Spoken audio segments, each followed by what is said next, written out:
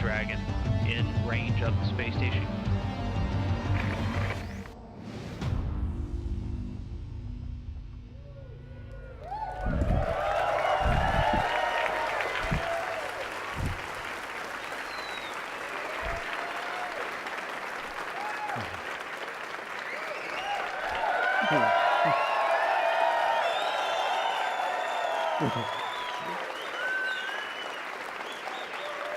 All right. Welcome, everybody, to Hawthorne, headquarters of Space Exploration Technologies. We're here to unveil Dragon version 2. Dragon version 1 is right above your heads. In fact, this is the first Dragon spacecraft that came back from orbit.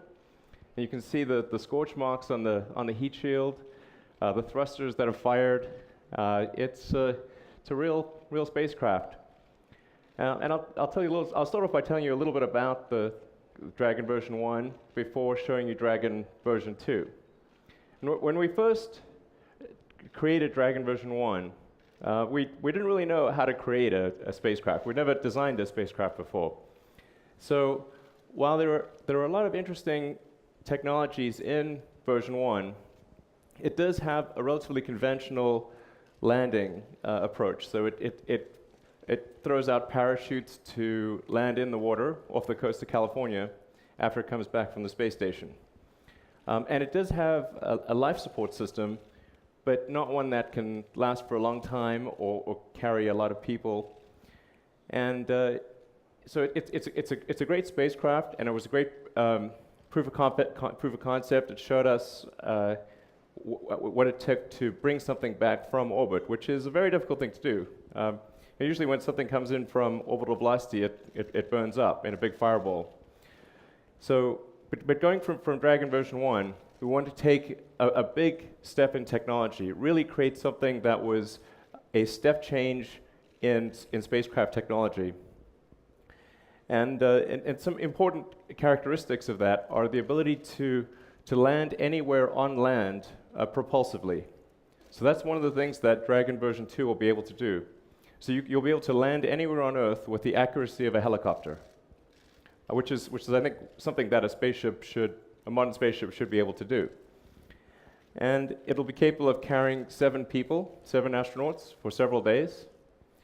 It has an improved version of our Pika heat shield, and it's all around, I think, really a big leap forward in technology. It really takes things to the next level. So with that, let's see the Dragon version 1. We're going to do the countdown here. All right. Oh, Dragon version 2. T minus 10, 9, 8, 7, 6, 5, 4, 3, 2, 1.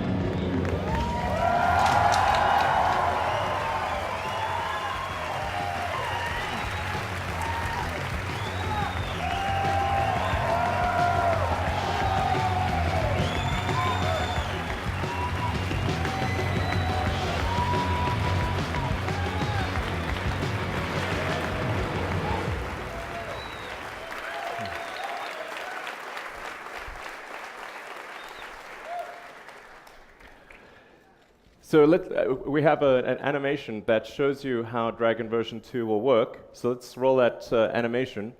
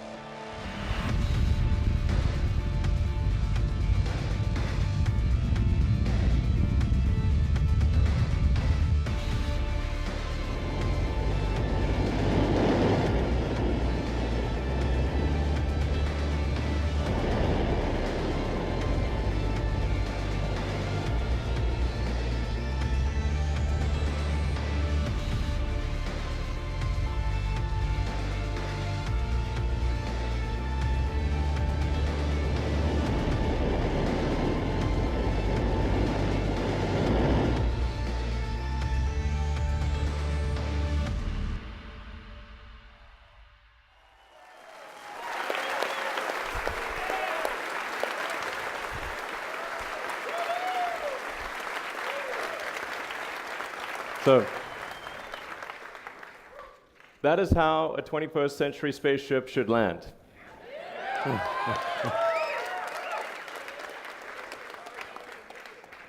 A few other things. So I'm going to talk about some of the hardware in Dragon, some of the technologies. We're going to roll those out. And so a few things I should mention that you saw in the animation, but we don't have time to show you today, are there's the docking mechanism. So the Dragon version 2 is capable of autonomously docking, either autonomously or under pilot docking with the space station, or with the International Space Station, potentially other things. And without needing the station arm. So the current version 1 makes use of the Canadarm that's on the space station. Dragon version 2 is capable of docking autonomously without the use of the arm. So that's a significant upgrade as well. And although it wasn't shown in the video, Dragon version 2 still retains the parachutes of Dragon version 1, so that what it'll do is when it reaches a particular altitude, just before landing, a few miles before landing, it will test the engines, verify that if all the engines are working, it will then proceed to a propulsive landing. If there's any anomaly detected with the engines or the propulsion system, it will then deploy the parachutes to ensure a safe landing, even in the event that the propulsion system is not working. And even after starting the propulsion system, it can afford to lose up to 2 engines and still land safely. And then after the engines are started, it deploys the landing legs for a soft landing. And so the reason that this is really important, apart from the convenience of the landing location, is that it enables rapid reusability of the spacecraft. So you can just reload propellant and fly again. This is extremely important for revolutionizing access to space, because as long as we continue to throw away rockets and spacecraft, we will never have true access to space. It'll always be incredibly expensive.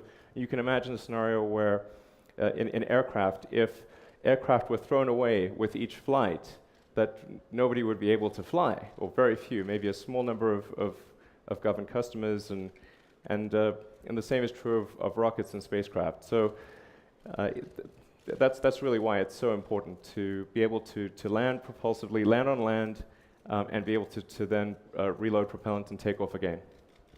So I'll look at point out some of the technologies here. This is a composite overwrapped titanium sphere, and this contains the ultra-high pressure helium that pressurizes the propulsion tanks that feed the Super Draco engine. This is the Draco engine, which is a maneuvering thruster, and this is essentially the same as the one that's, or very similar to the one that's on Dragon version 1. And on Dragon version 1, there are 18 of these thrusters for maneuvering in space, as well as controlling the reentry, the trajectory during reentry. So we have a bunch of these on version 2 as well.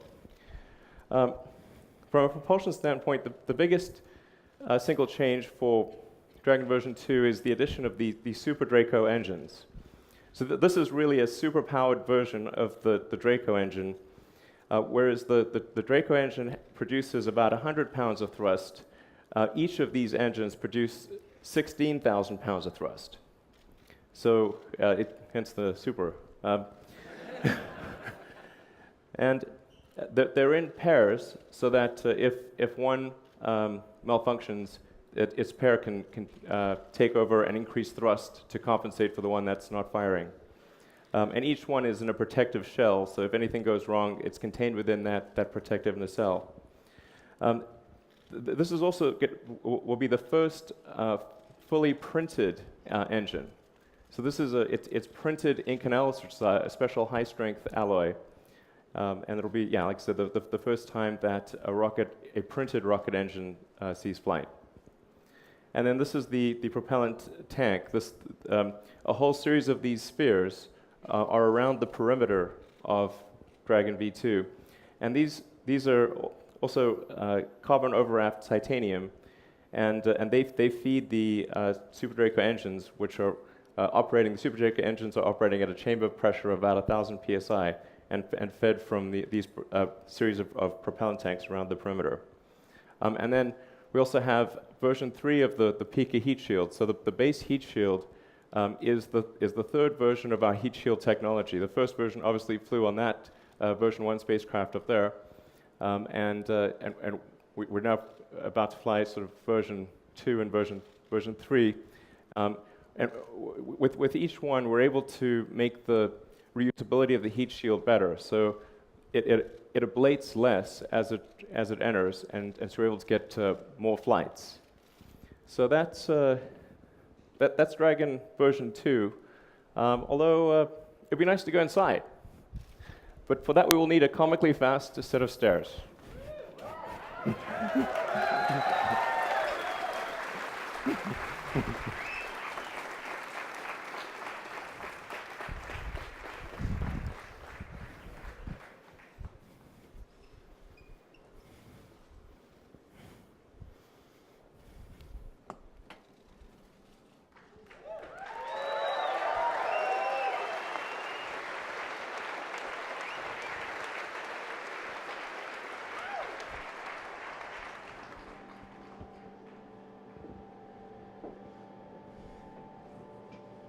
So have a settle.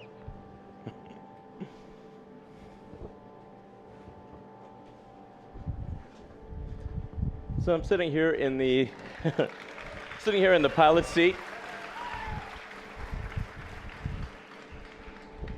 Pull it down. So we've aimed for something with the Dragon version 2 for the interfaces and for the overall aesthetic of something that's very clean, very simple, and so as the pilot, you're able to interact with the screens overhead, control the spacecraft, and then we've got all of the critical functions that are needed in an emergency situation as manual buttons. So that's what you see in this area here. Yeah.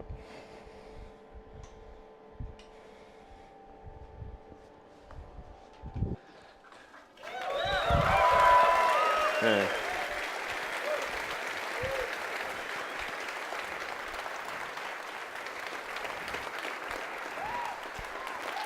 Oh.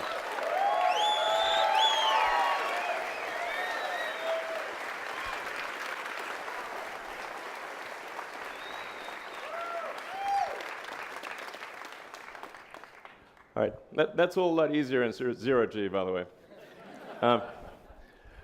So there you have it, Dragon version 2, capable of carrying up to 7 astronauts, propulsively landing almost anywhere in the world, and something that's designed, as I said, to be fully reusable, so you can fly this multiple times, allowing for potential dramatic reduction in the cost of access to space. Thank you.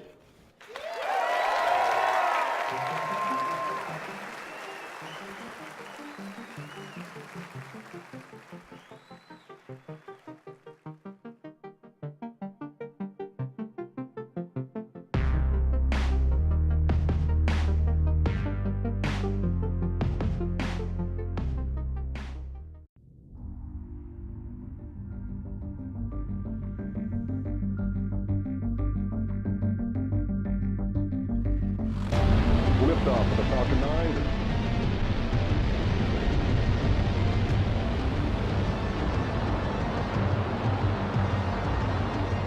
And there we have the Dragon in range of the space station. Fired.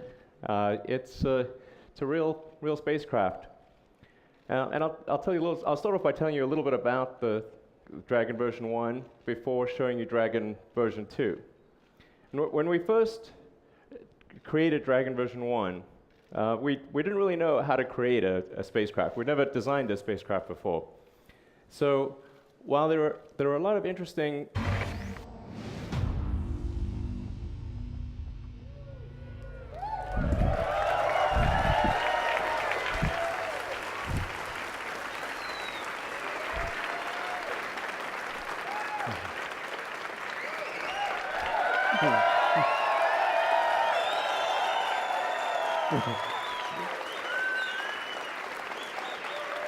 All right.